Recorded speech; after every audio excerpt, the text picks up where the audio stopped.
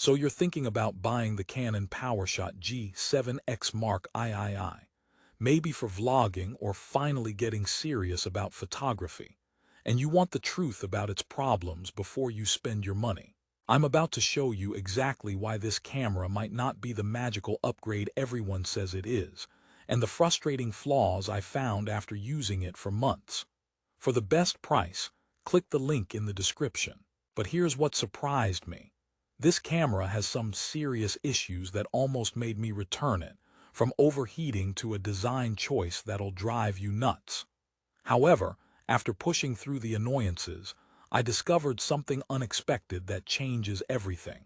Therefore, stick around, because by the end of this, you'll know not just what's wrong with the G7X Mark III, but whether it's secretly still the right tool for you. Let's start with the biggest elephant in the room, which is also a great source of warmth in the winter: overheating. This camera can turn into a pocket-sized hand warmer when you're shooting 4K. I'm not joking. The first time I got the temperature warning, I thought I'd accidentally sat on it. It's a problem many vloggers have hit, especially if you're recording longer segments. You get this sleek, compact camera promising pro-level 4K video, but after 20 minutes, it politely asks you to take a break so it can cool down. Therefore, if you're planning to record long interviews, podcasts, or just talk to a camera for more than half an hour straight, this is a major red flag. It's like having a sports car that can only drive in short bursts. Now, let's talk about the feature that seems amazing on paper: the live streaming to YouTube. This was a huge selling point, right?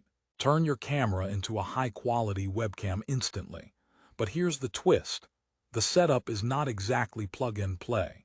You need Canon's ES utility software, a specific cable, and a bit of patience. It works, therefore your stream will look fantastic compared to a standard webcam. But the initial process feels like you're debugging a minor IT project instead of being creative. It's a classic case of a great idea meeting slightly clunky execution. And then we have the screen. It's a beautiful, bright, tilting touchscreen, perfect for vlogging and checking your frame. However, and this is a big however, it only tilts up and down. There is no full articulation, no flipping it around to the side for a horizontal selfie shot. This means if you want to mount the camera high or low and still see yourself, you're out of luck. It's a vlogging camera that makes you vlog like you're in a neck brace. Therefore, for anyone who uses complex angles or wants that perfect over-the-shoulder shot while seeing the screen, this limitation is a constant, tiny frustration. It feels like Canon gave you 90% of the perfect vlog screen and then just stopped. Let's dive into the lens, because this is actually one of the brightest spots, literally. The 4.2x optical zoom with that 0.8 to f2.8 aperture is brilliant for a camera this size. The background blur you can get is gorgeous, and it's sharp. But and there's always a but, the zoom is controlled by a little ring around the lens. It's smooth, but it's also easy to bump accidentally. I've taken more than a few photos where I accidentally zoomed in because I was holding the camera one-handed. It's a design that prioritizes compactness over absolute control. Therefore, you trade a dedicated zoom rocker for a smaller body. Is that a problem? It depends if your fingers are more elegant than mine, which resemble over-enthusiastic sausages. That's joke number 2, by the way. Battery life. Battery life. The official specs aren't terrible, but in real-world use, especially with the screen always on for vlogging, it drains faster than my phone on a bad day. You will need at least one spare battery, maybe 2. It's not a deal breaker, but it'll break your flow if you forget to charge. Think of it like a talented but high-maintenance friend. Great to be around, but you always need to plan for their needs. Now, the microphone jack.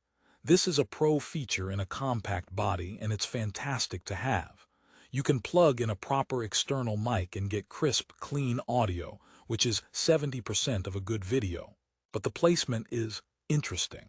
It's on the side, which is fine, but it means your cable will often dangle right in front of the screen or get in your hand. It's a small nuisance that reminds you this is a camera trying to do big camera things in a very small space. Therefore, your setup will never look as clean as you see in the promotional photos. What about autofocus? It uses Canon's reliable dual-pixel CMOS AF, which is generally very good for photos and okay for video.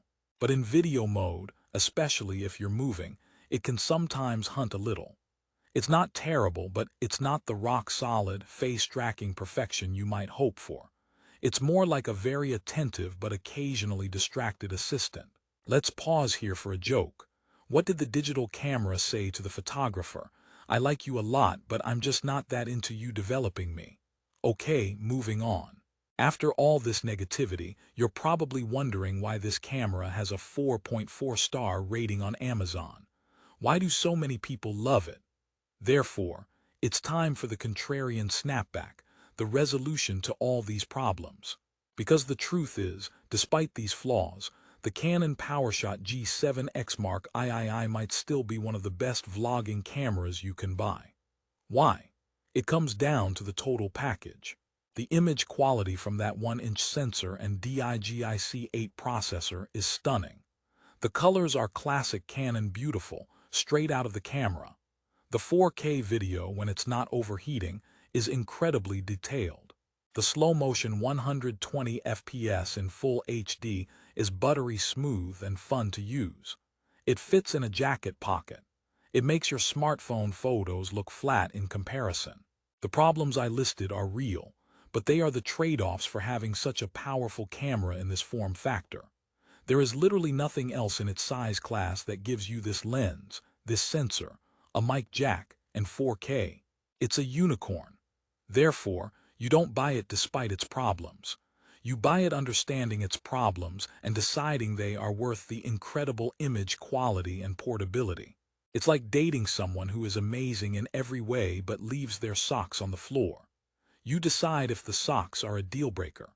For vloggers who need quick, high-quality B-roll, for travelers who want a pocketable powerhouse, for anyone stepping up from a phone who wants that depth and quality without carrying a bulky DSLR, this camera is a revelation. The live streaming, once set up, is a game changer for your production value. The vertical video support is perfect for Instagram and TikTok. It does so many things so well. Final joke: why was the photographer arrested? For shooting and developing in public. I'll see myself out. So should you buy the Canon PowerShot G7X Mark III? The honest review answer is, it depends. If your primary need is long, continuous 4K recordings, look elsewhere. If you need a fully articulating screen, this isn't it. But if you want a camera that you can take anywhere, that produces stunning images and video for short to medium clips, and that gives you a massive creative upgrade over your phone, then yes, absolutely. Its positives massively outweigh its quirks for the right user. Therefore, know the problems, accept them as the price of portability, and you will love this little powerhouse. It's not a perfect camera, but for what it is, it's pretty incredible. For the best price on Amazon and to check the latest deals, click the link in the description below.